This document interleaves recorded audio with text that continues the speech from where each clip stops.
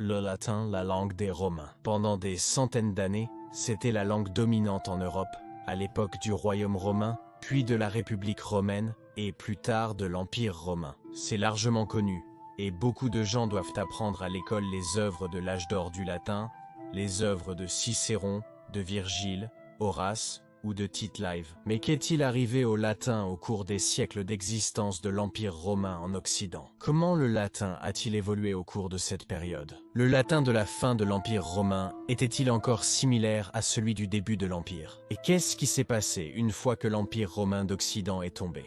Comment cela a-t-il affecté le latin? Et enfin, comment et quand le latin a-t-il évolué en langue romane d'Europe, que des centaines de millions de personnes non seulement en Europe, mais en réalité dans le monde entier parlent encore aujourd'hui?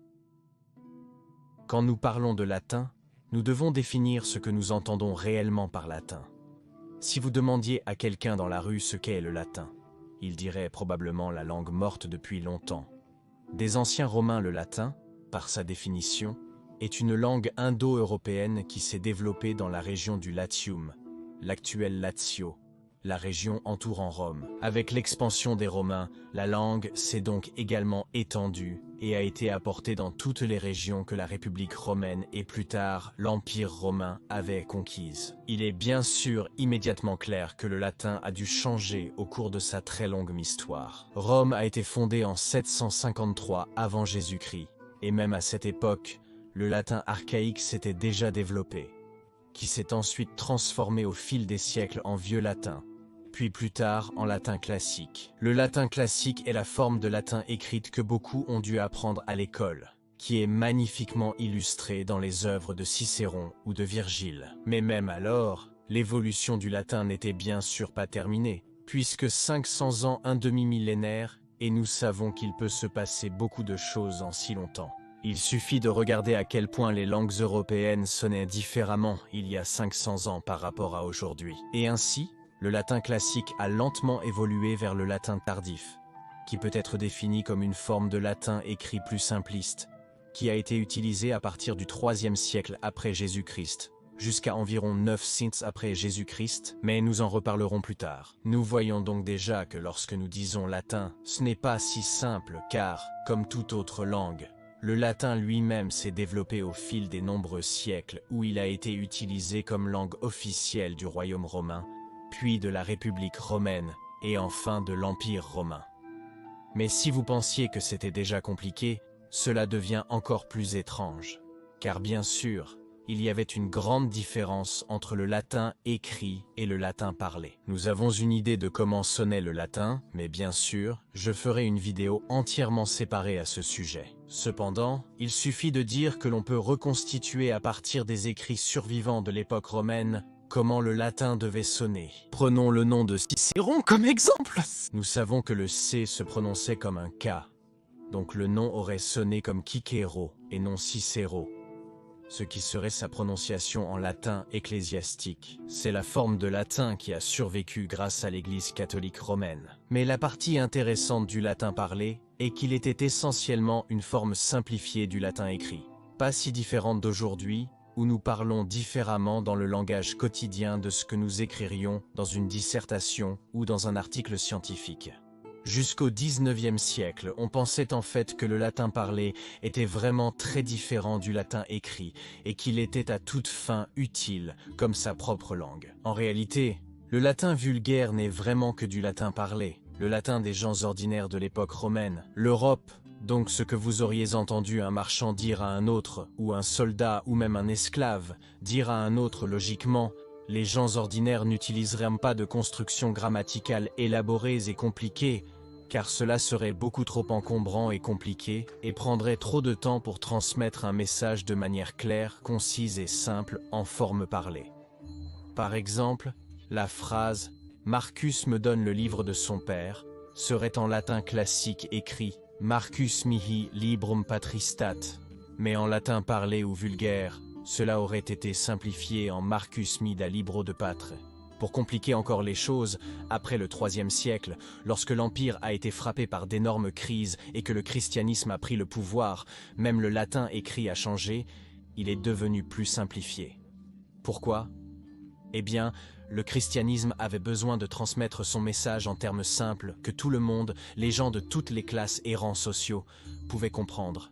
Et donc, bien sûr, l'utilisation de formes stylistiques extrêmement compliquées et belles est devenue impraticable, surtout en temps de grande calamité, quand il n'y avait tout simplement pas de temps ou d'énergie pour de tels jeux de mots et constructions grammaticales. Et ainsi, le latin tardif, qui était la forme écrite simplifiée du latin classique, a été utilisé à partir du IIIe siècle même après la chute de l'Empire romain d'Occident. Donc, pour résumer, dans l'Empire romain tardif, disons en 400 après Jésus-Christ si vous regardiez une carte des langues parlées, voici à quoi elle ressemblerait. L'Est était principalement de langue grecque, tandis que l'Ouest était dominé par le latin, et ce latin était séparé en latin écrit et latin parlé ou vulgaire, et le latin écrit était devenu du latin tardif, qui était une forme simplifiée du latin classique. Mais le latin classique était encore parfois utilisé, surtout par les païens qui s'efforçaient d'être comme leur modèle, Cicéron, Virgile, Horace et autres, de l'âge d'or du latin au 1er siècle avant Jésus-Christ. Nous pouvons donc déjà voir que la situation était assez compliquée. Bonjour, chers amis de l'histoire romaine tardive. C'est moi, Sébastien, le créateur et la personne derrière Majorianus. Je m'excuse pour cette brève interruption, mais je voulais demander votre aide pour soutenir Majorianus et pour soutenir la chaîne, afin que nous puissions garder Majorianus, une chaîne sur l'histoire romaine tardive. Comme vous le savez, l'algorithme YouTube n'est souvent pas très gentil avec des sujets de niche comme l'histoire romaine tardive. Et donc j'ai vraiment besoin de votre soutien pour garder Majorianus tel qu'il est, pour le garder une chaîne sur l'histoire romaine tardive, afin que nous puissions continuer à explorer cette ère la plus fascinante de l'Empire romain tardif, et afin que nous n'ayons pas à transformer Majorianus en une chaîne d'histoire grand public. Merci de considérer de me soutenir via Patreon ou via l'adhésion YouTube. Je ne peux pas assez vous remercier. Je vous remercie du fond de mon cœur. Majorian lui-même serait fier. Merci. Amis de l'histoire romaine tardive, et revenons à la vidéo. Après 407 après Jésus-Christ donc, lorsque les invasions germaniques de l'Empire romain d'Occident ont commencé, avec différentes tribus germaniques parvenant à s'établir sur un territoire précédemment romain, il est bien sûr assez clair que cela aurait également une influence sur le latin. Cependant, cette influence était, tant que l'Empire romain d'Occident existait encore, bien sûr assez limitée dans sa nature. Les langues germaniques et le latin parlé ont continué à coexister côte à côte, sans encore se mélanger pour former une nouvelle forme de langue. Même au VIe siècle après J.C., le latin parlé était probablement encore très similaire à ce qu'il était un siècle plus tôt, lorsque l'Empire d'Occident était encore intact. À Rome, Boëtius, Symmach et Cassiodore étaient les derniers écrivains de calibre romain classique, où nous dirions qu'ils maintenaient encore le style d'écriture latin classique. Même aussi tard que dans 520, à l'Est, l'empereur Justinien et son légendaire général Bélisaire étaient en fait des locuteurs natifs de latin, montrant qu'à cette époque, le latin était encore utilisé comme il l'aurait été 200 ans plus tôt, même dans l'Empire romain d'Orient principalement grec.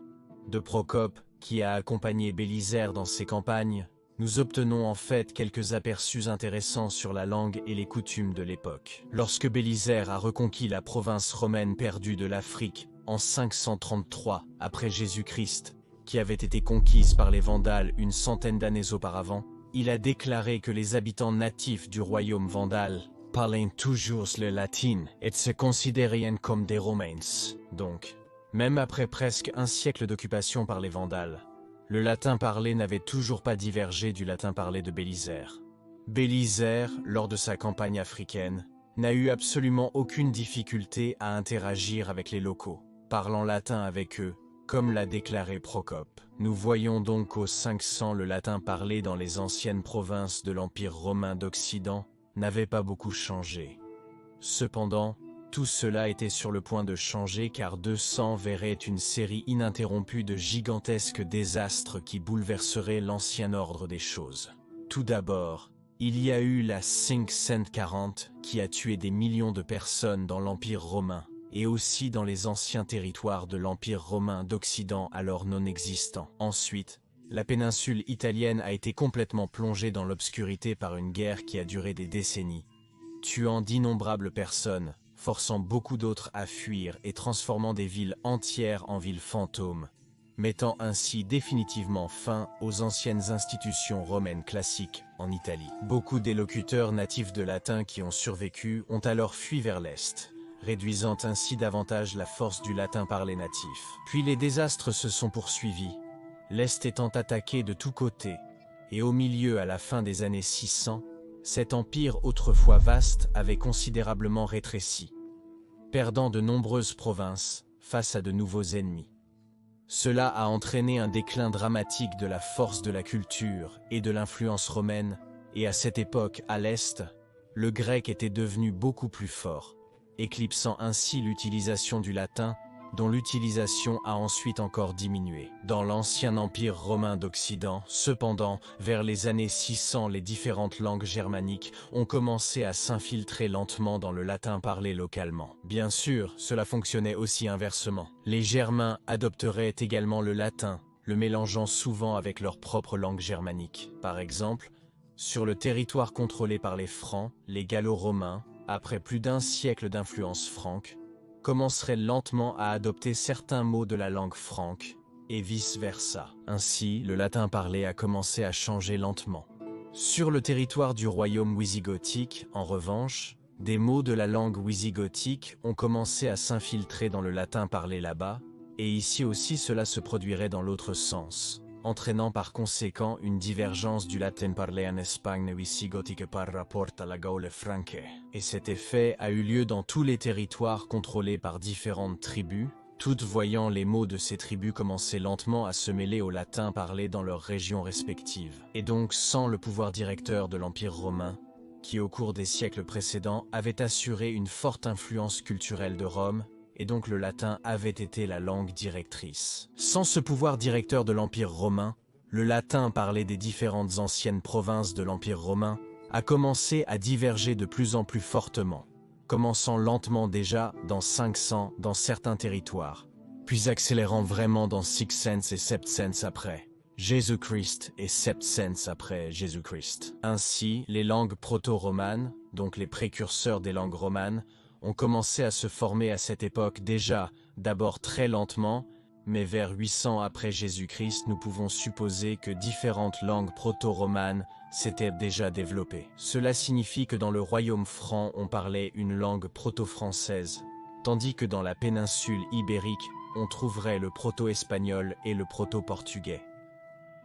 Les Roumains sont une exception étrange ici, car il est toujours débattu comment et pourquoi cette langue a réussi à conserver une telle similitude avec le latin parlé, malgré le fait qu'elle faisait partie de l'Empire romain pendant même pas 200 ans. J'ai fait une vidéo sur cette anomalie fascinante.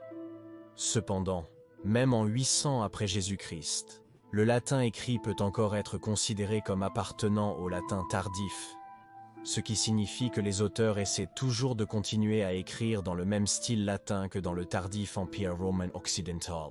Certes, le latin n'était peut-être plus aussi pur, mais il peut encore être considéré comme ayant été du latin tardif. C'est vraiment seulement très tard, vers 900 après Jésus-Christ, que les auteurs ont commencé à écrire dans les langues romanes, nouvellement en évolution, et le latin écrit a commencé à se retirer vers le latin ecclésiastique, qui était désormais uniquement utilisé dans les cloîtres ou les monastères, donc par les moines et les fonctionnaires de l'Église en général, et bien sûr par le Vatican lui-même, qui a maintenu son héritage latin par une utilisation continue du latin tardif écrit. Le proto-roman a bien sûr continué à évoluer pour donner les différentes langues romanes que nous avons aujourd'hui. Et de façon fascinante, si nous regardons une carte de l'Europe où les langues romanes sont parlées, nous pouvons clairement voir que chacune de ces régions faisait autrefois partie de l'Empire romain d'Occident. Et nous pouvons même voir que souvent, la frontière de l'Empire romain est encore aujourd'hui la frontière des régions où l'on parle les langues romanes. C'est incroyable de penser que 1500 ans après la fin de l'Empire romain d'Occident, son influence perdure encore dans les langues que nous parlons. Mais bien sûr, le latin existe toujours aujourd'hui et à la Renaissance, les humanistes avaient adopté le latin comme langue de l'érudition. Ainsi, le latin a continué à être utilisé, surtout en médecine, mais aussi dans d'autres domaines scientifiques comme langue de choix. Même aujourd'hui, Cette langue supposément morte est loin d'être morte. Elle est toujours enseignée à l'école. Bien sûr, nous parlons ici du latin écrit de l'âge d'or classique du latin du 1er siècle avant JC. Mais il y a même des gens qui parlent latin, et cette communauté de locuteurs latins est apparemment toujours en croissance. L'histoire du latin est un domaine de recherche linguistique absolument intéressant, et nous pouvons simplement voir à quel point l'influence de la langue des Romains continue d'avoir sur notre vie quotidienne. Beaucoup d'entre nous parlent des langues romanes, qui sont une évolution du latin parlé ou vulgaire, et donc l'influence culturelle de l'Empire romain se manifeste une fois de plus de manière spectaculaire. Et s'il vous plaît, aimez et abonnez-vous pour ne manquer aucune future vidéo sur l'ère fascinante de la fin de l'Empire romain. Et je voudrais remercier nos nouveaux supporters Augustus, Kimberly Perotis et Eddie Xavier. Merci beaucoup Kimberly Perotis pour votre généreux soutien à Majorianus. Je suis toujours heureux de voir que les femmes s'intéressent également à l'histoire romaine. Et merci beaucoup Eddie Xavier pour votre soutien tout aussi incroyable. Et j'aimerais également remercier nos nouveaux supporters César, Casamo, Sebastiante et Matej Babiak. Merci beaucoup Casamo, Sebastiante et Matej Babiak pour votre soutien généreux. Et je voudrais bien sûr remercier tous ceux qui soutiennent Majorianus sous n'importe quelle forme, via Patreon, l'adhésion à YouTube ou par un don PayPal. Merci beaucoup amis pour votre soutien à Majorianus, afin que je puisse garder cette chaîne uniquement sur l'histoire romaine tardive. Et si vous voulez en savoir plus sur la reconquête du royaume vandale, vous pouvez regarder cette vidéo ici dans le coin supérieur droit. Mais si vous voulez en savoir plus sur le royaume franc, vous pouvez regarder l'autre vidéo dans le coin inférieur droit. Je dis encore merci à tous les amis de l'histoire romaine. Gracias tibiago et bene valete.